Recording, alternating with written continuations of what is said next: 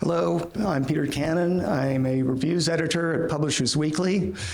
In 2006, I wrote an author profile called The Magic of Martin Gardner, which you can look up online.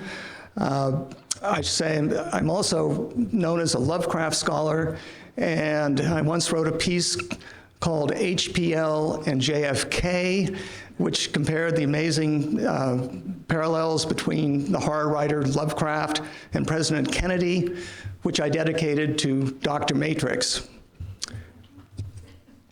Well, one day in 2006, I was sitting in an editorial meeting, and the editor-in-chief mentioned that there was an editor at Norton who would very much like us to do something about their author, Martin Gardner.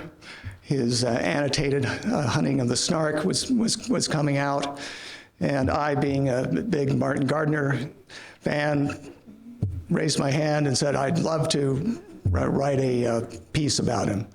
And the upshot was I was sent to Oklahoma to interview him in person.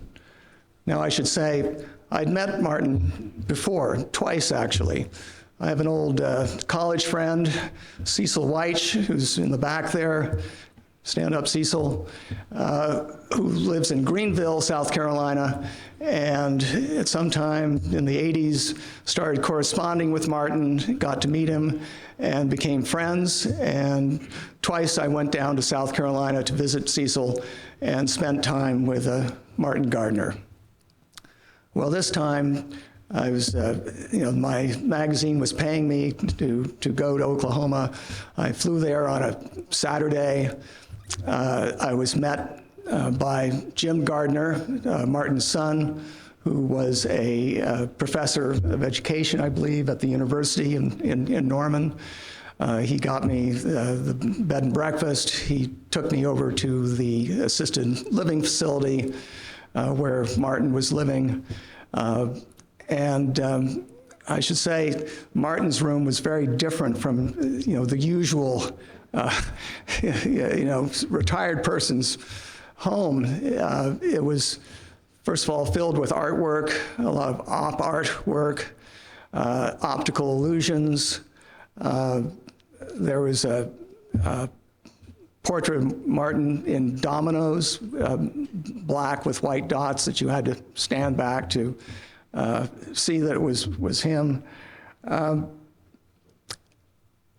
Anyway, I sat down with him for several hours. I did not bring a recording device. I had a notebook that was, I think I got it at the British Museum in London, that had an illustration by Lewis Carroll of Alice on the front. Martin much appreciated that and said he was glad that I wasn't actually recording the thing.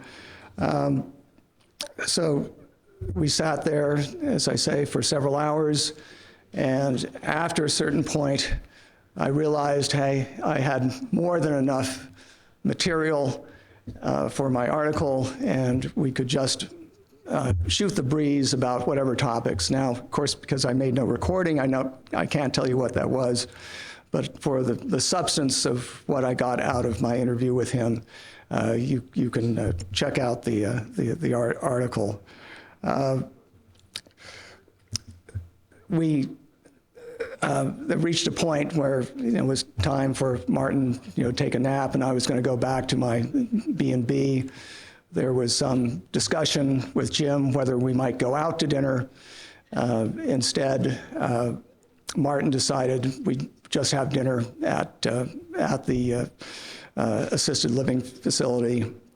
So we came back. He showed me one of his little magic tricks, which, come to think of it, he had shown me on a previous visit, which involves taking a spoon and sort of moving your finger like this. I don't know how many of you are familiar with that, but basically it looks as if you're looking at somebody washing their bottom. And Martin found that, quite amusing. Another thing, when I met Martin in the past, I brought my copy of The Whys of a Philosophical Scrivener for him to sign. and I hoped inscribed to me. Well, he did this very reluctantly. He clearly didn't like being the celebrity author, so I just got his signature. But this time I said, well, you know, I have a young son, and he said, oh, well, I'll give him a book. And he happened to have a spare copy of his collection of children's verse, Never Make Fun of a Turtle, My Son, which he happily inscribed to my son, Nicholas, and signed, and I was able to bring home as a souvenir. Anyway, that was the extent of our get-together. I had to fly back the next day. The piece then came out, you know, a couple months later, and I received a very generous thank you note from Martin. He praised the accuracy, but one thing in the editing, somehow it was cut out that he'd been the mathematical games columnist for Scientific American.